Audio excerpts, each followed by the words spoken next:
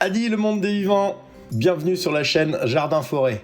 Première vidéo, on se lance, première vidéo. Jardin Forêt, c'est quoi cette chaîne? Jardin Forêt, c'est une chaîne qui se veut humble, sans prétention de véracité. Elle se veut de partage, d'échange. Je suis une personne découvrant le plaisir de la vie simple en pleine nature, réalisant depuis peu, suite aux multiples confinements que nous avons tous vécus, les bienfaits que peut nous amener, entre autres, la permaculture. J'ai un terrain familial dans le sud-ouest de la France qui était plutôt laissé à l'abandon depuis plusieurs années. Et depuis un an, je me suis repenché sur ce coin sauvage pour cultiver un art de vie et pourquoi pas laisser quelque chose aux générations futures. Dans cette première vidéo, je vais vous faire un tour de terrain et vous présenter brièvement les choses qui sont à l'état et celles qui ont commencé à être faites. Cette présentation est tournée fin avril 2021. Le terrain, quant à lui, a été repris en main depuis décembre 2020. Je suis loin d'être un spécialiste, mais plutôt un autodidacte novice.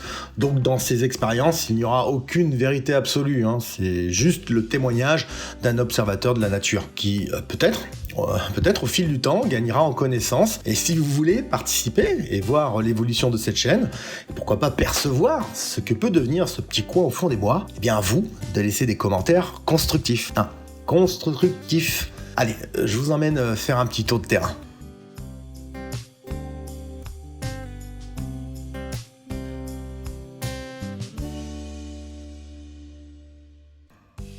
Nous y voilà, sur une partie du terrain. Alors je dis une partie car le terrain fait un petit hectare, mais il est dispatché sur plusieurs parcelles boisées aux alentours, dont une, et c'est celle que nous voyons, qui est tout autour du havre de paix où le logement se situe. C'est celle-ci que je vais vous présenter en grande partie aujourd'hui. Je vous ai parlé de permaculture tout à l'heure. Comment il se la pète? C'est quoi la permaculture? Alors, pour faire simple, la permaculture, on va pas rentrer dans les détails, mais elle se définit comme une culture plus permanente que l'agriculture dite classique, avec une suppression de la monoculture et de l'exploitation des sols.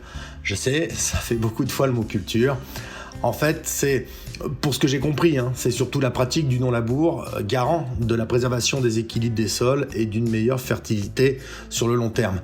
En gros, mettre en place et laisser la nature faire son travail. Pour ma part, je ne fais pas ça dans un but alimentaire, mais pour voir naître une diversité sur mon terrain, donc la permaculture, ça me va très bien. Les choses les plus longues dans le temps à avoir proliféré, c'est les arbres.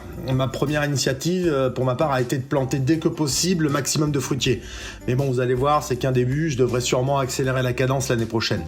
Sur ce que nous voyons, on aperçoit que le terrain est nivelé sur deux parties, avec cette clairière en bas, qui à ce jour est accessible, mais ne l'était pas du tout il y a de ça 3 mois, croyez-moi. C'était la jungle complète.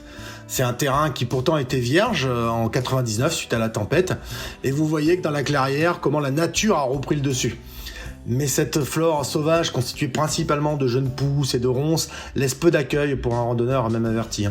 On peut voir que la partie non débroussaillée apparaît comme un mur végétatif où rien ne passe. Bon, j'avoue que, bête et méchant, pour reprendre l'exploitation de cette partie du terrain, j'ai commencé à faire table rase et tout couper pour retrouver et revoir le sol pour repartir sur une bonne base.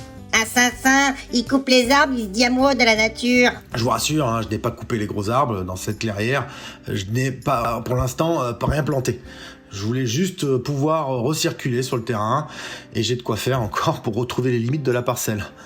Pour l'instant, je la laisse avec les atouts de la région, vallonnée, ombragée, sauvage, avec une richesse du sol et de l'eau. L'eau, c'est la vie. On voit ici un puits qui avait été fait par mon grand-père. Je n'ai pas encore voulu l'ouvrir et voir dedans le niveau, mais il peut, je pense, m'assurer une autonomie en eau sur la culture. L'eau sur ce terrain, ce n'est pas mon inquiétude. J'ai plusieurs sources qui me donnent en cette période un beau débit. Je n'ai pas fait d'analyse, mais ma famille l'avait faite de ça il y a 20 ans et elle était potable. Il est fou! Tu vas mourir, l'eau polluée des champs, t'en as jamais entendu parler? Oui, alors aujourd'hui, je l'ai bu avec un pastis local et je n'ai eu aucune plainte de mon système digestif. Avoir de l'eau sur ce terrain reste, je pense, un très grand atout. Alors nous remontons le terrain. Eh ben dis donc, ça grimpe. Comme vous pouvez le voir, nous sommes vraiment encadrés de forêts denses ici. C'est principalement du bouleau, du châtaignier, mais aussi du houx. À droite, beaucoup d'arbres sont tombés et je compte en éclaircir une partie et puis laisser d'autres étendues forestières à leur merci. J'ai commencé ici une première expérience de culture de pommes de terre verticales. Oh, des patates! Alors, très simple à faire, cette technique a de nombreux avantages. Au-delà du gain de place, et c'est pas ce que je recherchais, elle permet d'obtenir un rendement amélioré. Dans les meilleures conditions, on peut observer une production de 100 kg pour 1 mètre carré. Sans patate, ouais, sans patate, ouais. Je les ai semés mi-mars, on peut voir déjà que les belles ne demandent qu'à sortir. C'est très facile de construire la sienne, il faudra juste du grillage, du bois, et on met une couche de terreau, des pommes de terre et de la paille, et ainsi de suite, en faisant monter ce beau millefeuille fertile. Au début, je l'ai arrosée pas plus d'une fois par semaine, et j'aspire à ce qu'elle devienne très vite autonome. Une autre parcelle sur la clairière avec un aménagement en bambou. Alors je vous en parlerai dans une autre vidéo, mais j'ai planté ici du houblon. J'ai sur le terrain en tout 18 pieds de houblon. Je compte en faire ma propre bière avec la collaboration d'un brasseur local. Le montage en bambou est simple, un trou et du serflex. Et je relie tout ce beau monde. Du plastique, d'air, pollueur. Je sais que mon houblon peut pousser jusqu'à 8 mètres, donc plus je lui donne de support, mieux elle se sentira. Je pourrais même agrandir les prochaines années ces structures, qui ne me coûtent rien, car j'ai la chance d'avoir à côté de chez moi une bambouserie naturelle qui me fournit en masse ces tiges solides. J'ai semé aussi sur cette parcelle du tournesol, des choux et des petits pois. Ici, la terre m'a semblé très argileuse. Et j'ai dû bien bêcher, rajouter par-dessus plus de 8 sacs de terreau et de fumier pour ameublir le sol. Oh, le figuier va tout bouffer quand il va grandir. Oui, alors première petite erreur, c'est d'avoir mis ici ce figuier qui va sûrement dans l'avenir envahir l'emplacement. Donc je pense le bouger l'année prochaine. On continue sur la clairière et on tombe sur ce bambou seul, qui servira, je l'espère, de tuteur à un pied de racine de houblon. Alors rapide, le houblon pour l'instant il existe en plant ou en racine. Et ici, j'ai mis une racine. Je pourrais voir si différence il y a entre les deux. Encore une autre parcelle où on trouve le reste des pieds de houblon avec cette fois-ci un agencement en bois. Toujours délimités par des troncs d'arbres. Ils feront office de source de carbone à leur décomposition et ils servent aussi d'abri à nos amis les insectes. Et puis esthétiquement, ils me permettent de voir où je sème. J'ai mis ici des choux de Bruxelles, du poireau, des haricots grimpants, des fraises et je compte y mettre du melon et de la pastèque. Une déception, un prunier ici que j'ai planté tardivement fin mars. C'était un achat chez Noz, pour être franc avec vous, 12 € le fruitier. Oh, le citadin qui va chez nous. Oui, j'ai essayé et je n'y reviendrai pas. Je pense que c'est un fruitier qui a dû rester longtemps en stockage sans voir la lumière et sans être trop hydraté. Et là, il semble tout sec, voire mort, alors que mes autres arbres fruitiers plantés cette année sont en fleurs. J'ai mis sur le terrain une dizaine d'arbustes fruitiers comme des myrtilles, des mûres, des groseilles, du kiwi. Je peux observer qu'ils ont tous bien pris, mais que certains se plaignent mieux en fonction de leur emplacement. Là, nous avons un kaki en plein soleil qui ne donne pas encore de feuilles. Est-ce normal? Je sais pas, je vous laisse me guider dans les commentaires. J'ai mis à son pied des échalotes pour qu'il se sente moins seul. Juste à côté, il y a un pommier Reine des Rainettes qui est déjà bien fleuri et lui aussi exposé plein sud-ouest. Sur celui-ci, je suis confiant. À l'inverse de ce pied de vigne qui est tout sec, je le reprécise, je n'arrose pas tous les jours. Alors est-ce qu'il a manqué d'eau? Peut-être. En tous les cas, je n'arrache bien sûr pas les plantations qui ne semblent pas avoir pris. Je laisse la chance à la nature de repartir ou pas. Ce cerisier, quant à lui, a l'air de se plaire au pied de cette souche. Pour information, j'ai laissé 5 mètres entre chaque plantation pour anticiper le développement de ces dernières. Là, nous retrouvons en voisin un noisetier qui n'a pas l'air aussi de se plaindre et fait son petit bonhomme de chemin. Tout ce que je vous montre a bien été planté cette année. Juste à côté, un autre pied de vigne qui, contrairement à l'autre, il fait des feuilles. Est-ce qu'il profite de l'ombre de l'arbre pour moins s'assécher? Le paillage a-t-il été plus performant à son pied? Pourtant, les vignes adorent le plein soleil. Là aussi, je vous laisse me donner votre point de vue. Il faut arroser, Marcel, Voici un autre cerisier qui se plaît bien dans cet environnement de sous-bois. J'ai dû débroussailler le quartier pour pouvoir le planter et je pense même que plus tard, dans les prochaines années, je devrais couper les arbustes autour pour qu'ils puissent s'épanouir. Mais je laisse le temps de me dévoiler comment sa progression va se faire. Plus loin, j'ai eu cette déception d'un pêcher de vigne, pas loin du prunier, et comme lui, il n'a pas l'air de s'acclimater. Est-ce que la terre dans ce coin ne convient-elle pas en l'état aux fruitiers? Ils crèvent tous les arbres chez toi. Il est vrai qu'il est plus éloigné de la maison et donc qu'il bénéficie d'un arrosage moindre par rapport aux autres. Une autre parcelle, c'était la première que j'ai faite, toujours dans la même constitution. Je brasse le sol, je rajoute du terreau et du fumier, et j'intègre aussi dans chaque plantation un peu de cendre et des feuilles de sous-bois. J'encadre tout cela avec des rondins de bois et j'installe des tuteurs en bambou, toujours. Pourquoi ? Cela m'amène de quoi agencer des cordes pour les légumes grimpants, comme les tomates ou haricots, et je trouve cela joli, tout simplement. Alors là, on a du radis et des carottes semées à la volée, je me casse pas la tête. On peut aussi retrouver des petits pois, des haricots et des navets, et j'ai mis aujourd'hui du maïs.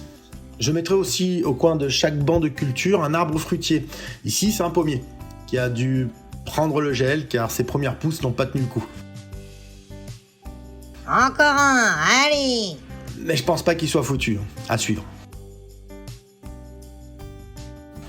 Là encore une petite parcelle où je n'ai pas rajouté de terreau. Je voudrais voir comment la roquette, les radis, le brocoli que j'ai semé ici peuvent se débrouiller dans cette terre plus compacte. Je dirais même plus argileuse. Sur ce terrain, j'ai un Goliath imposant qui me prend énormément d'ombre sur la clairière en bas. Ça doit être un laurier palme qui doit avoir au moins 30 ans et qui a grandi tout seul, sans problème, et qui devient de plus en plus envahissant. Je me suis retrouvé avec plein de jeunes pousses sur tout le terrain. Il était lui-même pas plus grand que ça quand il a dû être planté ici. Aujourd'hui, pour la biodiversité que j'aspire, il devient néfaste. Je pense le couper cette année, mais c'est un gros chantier, on dirait pratiquement un arbre tropical. Oh, le tueur d'arbres! Pourquoi pas en garder une partie esthétique, mais sa prolifération reste difficilement contrôlable. Proche de l'habitat, j'ai planté tout autour d'un sapin des bacs de fleurs, des aromatiques et bien d'autres. C'est un lieu où du bois était stocké et a complètement été réduit en copeaux par la nature. Donc je pense cet endroit assez fertile. J'y mets des bacs avec des boutures de figues ou des semis de radis. On voit même les anciens gros rondins de bois en décomposition. C'est un véritable hôtel à insectes naturels. J'y ai aussi mis une fraiseraie qui me promet une belle productivité. Bon là, j'ai mis un petit filet pour que les oiseaux m'en laissent pour cet été. Ah, c'est surtout un sacré bordel!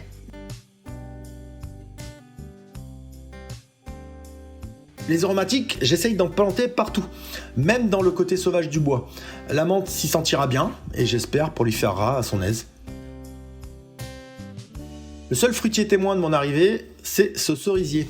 Il doit avoir au moins 10 ans, mais n'a pas une grande forme. Il a une grosse blessure suite à une mauvaise taille ou une maladie, je sais pas. Je vais le tailler en hauteur pour essayer de lui donner de la vigueur sur les autres pousses, mais il n'a jamais été productif et en 10 ans, il n'a effectivement pas beaucoup grandi. En 10 ans, il fait cette taille! Il est mort, ton cerisier! Greffe-le!